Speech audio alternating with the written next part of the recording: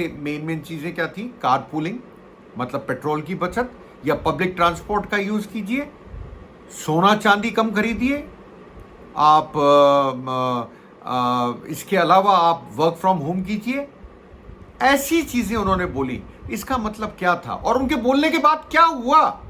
उनके बोलने के बाद ये हुआ कि पेट्रोल डीजल के दाम बढ़े 3-3 रुपए, सीएनजी की भी बढ़े 2 रुपए, और इसके साथ साथ सोना पे इंपोर्ट ड्यूटी बढ़ाई गई, वो भी बढ़ा, चांदी पे बढ़ाई गई, वो भी बढ़ा। कारण फॉरेन एक्सचेंज यहां से बाहर चली जाती है, क्योंकि सोना जो है करीब 99% हम इंपोर्ट करते हैं, और क्रूड ऑयल हम करीब करीब 80 से 85% इंपोर्ट करते हैं, मतलब खरीदते हैं बाहर से, जिनका पेमेंट किस में जाता है? डॉलर में। जब डॉलर में पेमेंट जाएगा, और 45 कंट्री के आसपास आजकल हम खरीद रहे हैं पेट्रोल, कोशिश कर रहे हैं खरीदने की, मैं नहीं बोलूंगा खरीद रहे हैं, कोशिश कर रहे हैं, तो सारा पेमेंट उसमें निकल जाता है। तो फॉरेन एक्सचेंज पे एक ड्रेन होता है, मतलब फॉरेन एक्सचेंज बाहर निकलती है, उसको बचाने के लिए कवायद थी। पर हुआ क्या?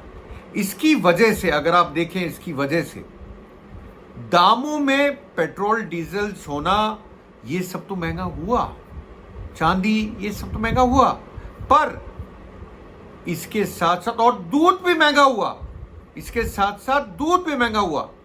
तो क्या इसका असर दूसरी चीजों पे भी पड़ने की उम्मीद है? हां, पहली बात मैं बताऊंगा, पेट्रोल और डीजल के दाम बढ़ने की उम्मीद आप मान के चलिए बंधी हुई है।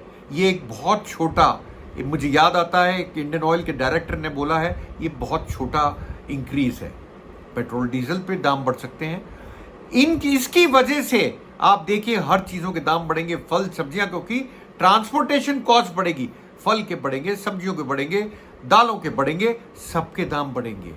तो आप तैयार रहिए महंगाई के लिए। महंगाई और बढ़ेगी। WPI आपको पता ही है, होलसेल प्राइस इंडेक्स बढ़ चुका, 8.3% पे आ गया, तो मतलब कंज्यूमर प्राइस इंडेक्स भी बढ़ेगा।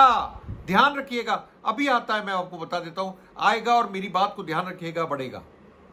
तो आखिर करें तो करें क्या? सोना तो वैसे भी आदमी 1,50,000 में कहां खरीद पाता था। अरे यहां तो 80 करोड़ लोगों को फ्री में राशन दिया जा रहा है, कैसे खरीदेगा? तो आप तैयारी